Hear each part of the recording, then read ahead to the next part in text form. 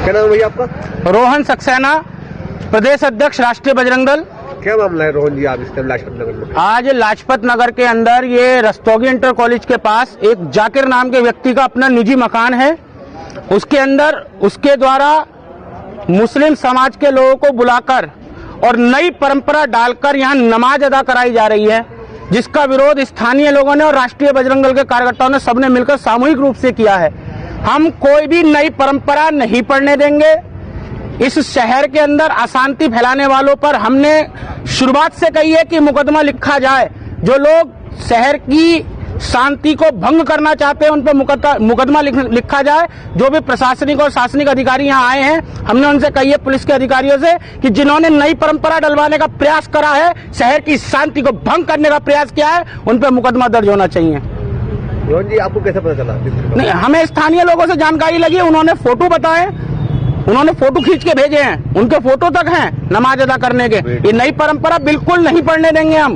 और लाजपत नगर में नहीं, पूरे मुरादाबाद में नहीं, पूरे उत्तर प्रदेश में, पूरे देश में नई परंपरा नहीं पढ़ने देंगे। स्थानीय पुलिस ने आगे क्या करा? स्थानीय पुलिस ने आगे वीडियोग्राफी करी, उनसे पूछताछ करी और मुकदमा पाबंद किया जाएगा। हमारी बात हुई है, इन पे मुकदमा दर्ज होगा। जिन्होंने नई परंपरा पढ़वाई है, इन पे मुकदमा दर्ज होगा। हम साधन, और अगर नहीं हुआ तो फिर राष्ट्रीय बजरंग दल आंदोलन करेगा। आपने ये सुना, ये मुरादाबाद उत्तर प्रदेश में आता है। और जिस तरह रमजान चल रहे हैं, और रमजान में जैसे कि मुस्लिम समाज के लोग तरावी पढ़ते हैं और तरावी में एक कुरान शरीफ को पूरा करा जाता है।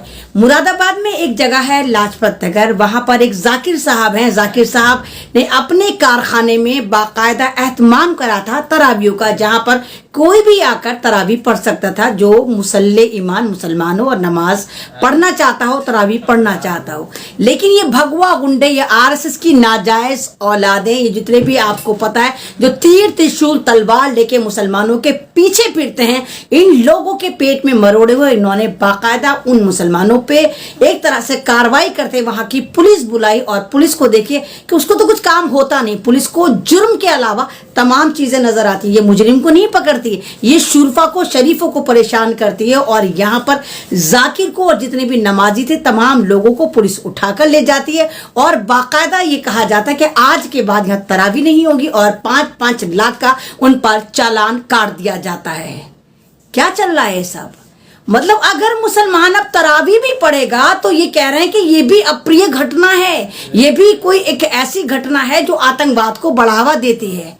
तो ये जो जितने भी आतंकवादी हैं, बजरंग दल वाले हैं, विश्व हिंदू परिषद वाले हैं और आरएसएस की नाजायज औलादें हैं, जिनका तमाम का तमाम ये हरकतें हैं कि किसी भी तरह मुसलमानों के पीछे पड़ना है। और जिस तरह आप देश के हालात देख रहे हैं, अपोजिशन को परेशान करा जा रहा है, तो दिमाग डाइवर्ट करने के लिए सिर्फ एक मुद्दा इनके पास रहता है, वो है भारत का मुसलमान। अरे भारत के मुसलमानों ने कभी तुम्हें परेशान करा? भारत के किसी मुसलमान ने मंदिर को गाली दी क्या? भारत के मुसलमान ने तुम्हारे तीज त्योहारों का एहतराम नहीं करा? तुम्हारे जो नवरात्रे चल रहे क्या उस पर किसी ने ऑब्जेक्शन उठाया? तुम्हारे जो घरों में कीर्तन भजन होते हैं, क्या किसी मुसलमान ने कहा कि इस तरह क्यों होता है? हमारे ओखला में 4-5 मंदिर है जहां पर कीर्तन होता है, तमाम तुम्हारे जो धार्मिक रसूमात अदा होती, तो क्या मुसलमानों ने कहा कि यहाँ पर 96% मुसलमान रहते हैं, उनको दर्द होता है या उनको तकलीफ होती है? नहीं कहा, क्योंकि मुसलमान अमनो अमान वाले हैं।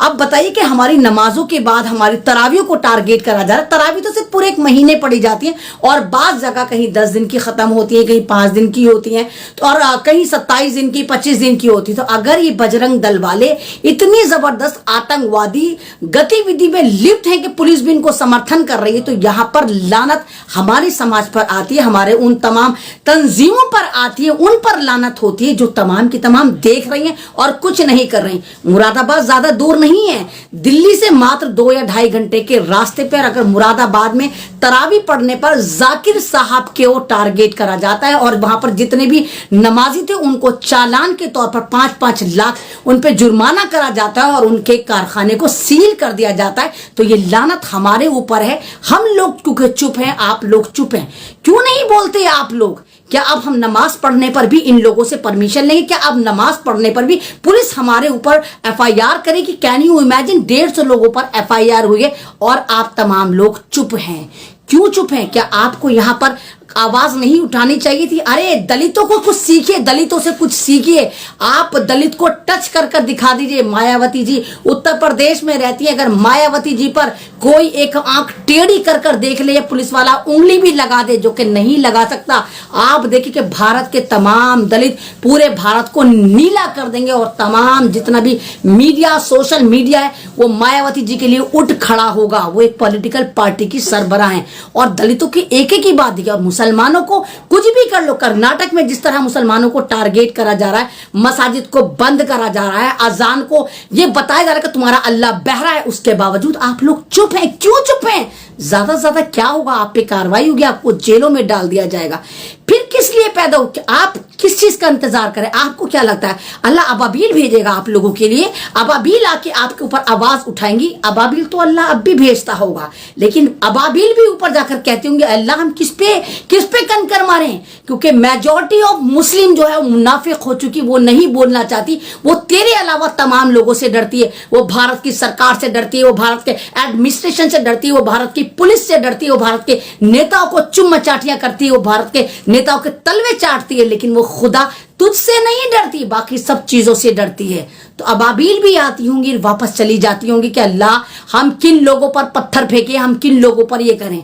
तो ये आपकी आजादी पर हमला है कि अगर आप लोगों को तरावी भी नहीं पढ़ने दी जाएंगी, वो भी आपके घर में। अरे जाकिर अपने घर में तरावी पढ़वा रहे थे, अपने कारखाने में तरावी पढ़वा रहे थे, फिर इन लोगों को क्यों मौत आई? क्यों इनके लेबर पेन हो रही है? जो आतंकवादी संगठन है, क्यों आप तमाम लोग इन आतंकवादी संगठनों पर कार्रवाई नहीं करते? इन लोगों के खिलाफ आप FIR नहीं करते? क्यों आप RSS को बैन करने के लिए एक बड़े लेवल पर मुहिम नहीं चलाते? क्या आपको नहीं लगता ये बजरंग दल है या शिव से, ये तमाम के तमाम ये RSS वाले हैं, ये हिंदू सेना है, तमाम सेना है, ये आपकी दुश्मन है? अभी तो ज्यादा दिन नहीं हुए, आपने देखा भरतपुर में किस तरह जुनैद और नासिर को मॉब लिंचिंग करके मारने के साथ उनको जिंदा जला दिया जाता है और उनका कातिल आज भी आजाद है। मोनू मानेसर को नेपाल भेज दिया जाता है क्योंकि ये लोग टेस्ट कर रहे हैं कि मुसलमान इस वक्त चुप रहता है। अरे अल्लाह से मदद मांगी, लेकिन आपको अल्लाह ने अशरफुल मखलूकात बनाया। आप एक संविधानिक मुल्क में रहते हैं, अगर आप पर जुल्म होता है तो आपकी जिम्मेदारी बनती है कि आप उस पर आवाज उठाएं, लेकिन आप तो डरते हैं। अरे वीडियो को लाइक करा तो हमें उठा लेंगे, अगर ये करा तो वो कर लेंगे। अरे मुल्क के हालात इस तरह हो चुके हैं कि अगर आपकी बेटियों को, आपके मसाजिद को, आपके रमजान को, आपके कुरान को, आपकी पहचान को, जो एक इस्लामिक फोबिया हो गया कि ये लोग आपको चुन चुन कर टारगेट कर रहे हैं, तो ये आपकी जिम्मेदारी है कि आप इस पर आवाज उठाएं। और मुरादाबाद की जो ये घटना है, ये चीज दर्शाती है कि ये लोग अब आपके रोजों से, आपके इफ्तार से कुछ दिन बाद ये आपको फतवा जारी करेंगे कि मुसलमानों तुम शादी नहीं करोगे, मुसलमानों तुम अपनी बीवियों के पास नहीं जाओगे, मुसलमानों तुम नमाज नहीं पढ़ोगे, उनसे पूछ कर जाओगे।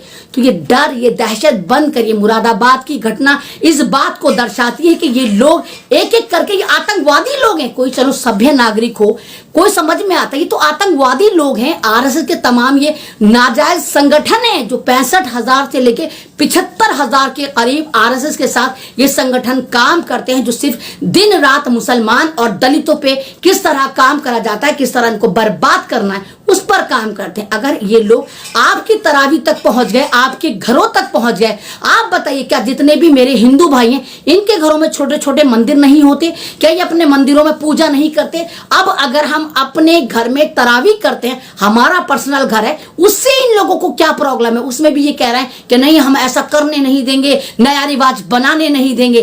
तो ये हमारे लिए बाइसे शर्म है।